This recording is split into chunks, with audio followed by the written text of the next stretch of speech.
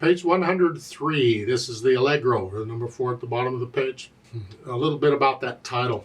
A lot of times in music, they will give the title of the piece, they will make the speed of the piece or the tempo of the piece the title. And that's what they've done here.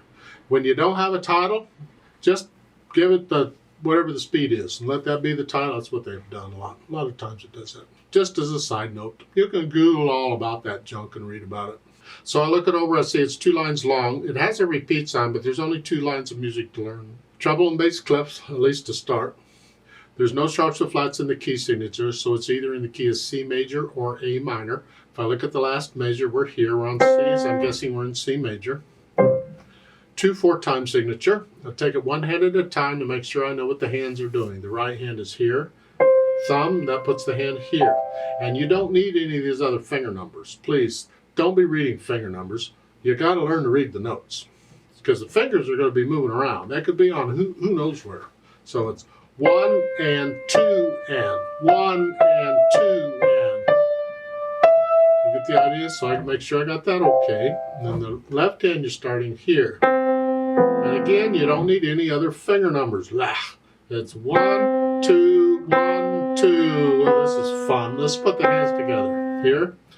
1, 2, and. 1 and 2. So I go through and I put the hands together. Then I go back over any hard parts and I get rid of the hesitations. You ought to be able to play this without looking at the keyboard. A lot of these you can play without. It's only when you got to move around you got to look down to see where you're going. After that, I'll add the articulation in here. All they give is phrasing. You lift up at the end of the first line. I'm lifting up. I'm connecting that.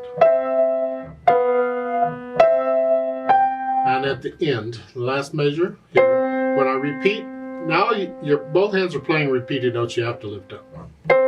That's okay. If the left hand were not playing a repeated note, I'd connect the left hand when I repeat it. And lift up only in the right, but you can lift up in both in this case.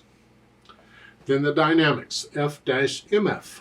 F forte, that means the first time you play it loud. The second time you play it mezzo forte or sort of loud, moderately loud. And that's the melody. The melody's in the right hand. I'm heavy, collapsing here. The left hand's in the background. And then the second time, come down a little bit, sort of loud. And the left hand just stays out of the way. As far as the speed goes, Allegro is almost like a run. Some people say it means happy. Okay, that's fine if you're speaking Italian, but for music, as far as I'm concerned, it means fast. Not really fast. It's not like vivo or really fast. It's faster than Allegro. So 1, 2, 1, 2. But the 8th notes are going to slow it down a little bit. So here, 1, 2. Maybe you go a little faster than that. 1, 2, 3, 4. 1, 2, 1, 2, somewhere in there.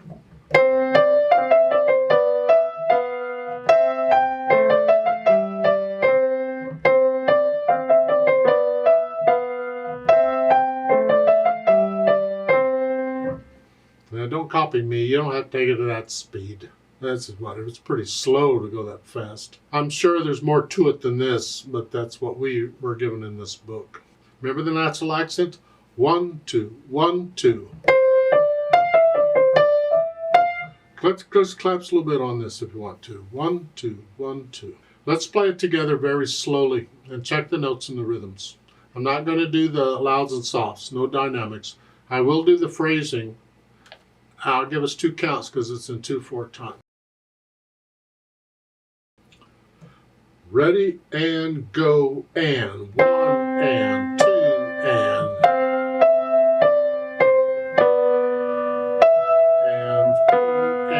2 and 2 and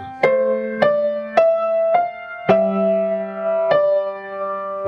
and repeat and 1 and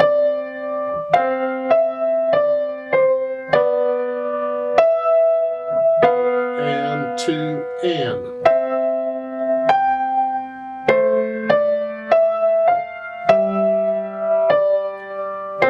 and 2, and off.